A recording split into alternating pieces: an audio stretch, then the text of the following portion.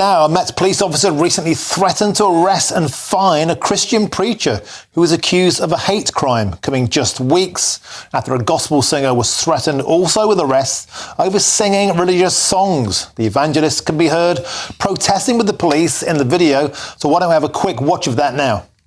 So there is a public we need to have structure, otherwise you're speaking at the same time. Well, right now you're speaking over her. Right. So I'm saying, is she speaking or are you speaking? Yes, you do. We both speaking. There is an element of but I'm not we can speaking walk when away. she's We can walk away. Let's make the thing religious change. However, you still But as long as you're not preaching over the megaphone. So you just mentioned, you just said just now. Sir, for yourselves, for leaflets, for example, that does not fit under the public space protection order, even under the religious category for being able for freedom of speech. But obviously, a crime has been committed. We need to investigate. Okay. Or do you want £100 fine? Okay. Because if you don't want that, we can deal with it in custody. I'm not trying to be rude. I just want to ask one question. I think you are, sir, trying to be rude. I want to answer the question. Thank you, officer. Can I ask you the question? I'm not asking you the question. I'm asking you. Okay, but you're aware that I can fine you for that. I'm just asking the question. One second. Who you are. 1 second. If you do not, I will arrest you for public space protection order breach. 1 second. Do you have identification I know you're on upset. you? 1 second. Well, 4 coppers sent to harass a preacher. Try and find a copper when you get mugged or robbed in London. Well, now I can speak with a consultant lawyer to the Christian Legal Centre, Michael Phillips. Michael, welcome to the show. Can we start, before we get into the absurdity of this, about the actual allegations, the homophobic incident? They say the missionary claims he was simply reading out a chapter of the Bible, John chapter 3, verse 16. Well, there's no offence there. I mean, the problem is this, is that police officers that I meet day in, day out, they're often extremely ill-informed about the Public Order Act. And I watched a little bit more of that video before. And what the officer said is you commit an offence if harassment, alarm and distress is caused. And that is just not what the law says. What actually the law says is that if you threaten somebody, if you abuse somebody, and it may have that result, then you may have committed an offence. And once again, if you're not exercising your right to freedom of speech. But the officers always take this topsy-turvy approach to the law, whereby they say if somebody's upset, then there's a crime. And that is not the case. It is not the law. And unfortunately, this is just a systemic problem. It's not just, this is Uxbridge. We see it in Liverpool. We see it in Yorkshire. We see it across the country.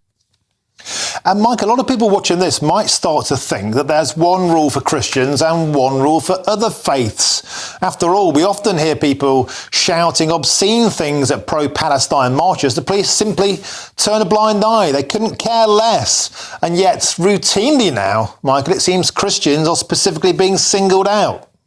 It's an extremely sad thing, because what we're seeing is that Harmony London is a client of ours, and that a couple of weeks or so ago, she was told you cannot sing church songs outside the church without a license. It's complete and utter rubbish.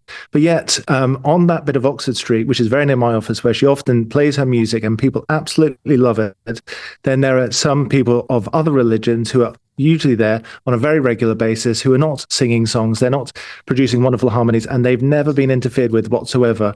And one has to ask the question, why is this discriminatory behavior going on? And it has to stop, because people are afraid.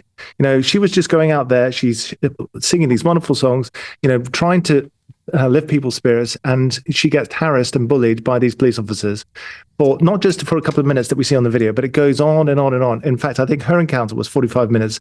These preachers the other day, it went on for quite some time. And eventually what happens is somebody gets arrested and put into prison, albeit maybe only for 24 hours, and it sends a chilling effect to everybody else. Other people who may be slightly maybe weaker disposition think, I'm not going to be doing that, because if you go out and you even sing a song, a police officer who may be ill-informed, doesn't know the law, is going to put me in a police cell overnight, and I just don't want to do that. OK, Michael Phillips, consultant lawyer for the Christian Legal Centre, thank you very much for joining us. I don't know about you out there, folks, but it certainly feels to me that we are looking at two-tiered policing here. Why is it they're clamping down on Christians and yet turning a blind eye, for example, to those from the Muslim faith when they're shouting stuff on our streets? The police just seem to stand by. How does that make you feel? Please send me your comments, gbviews@gbnews.com.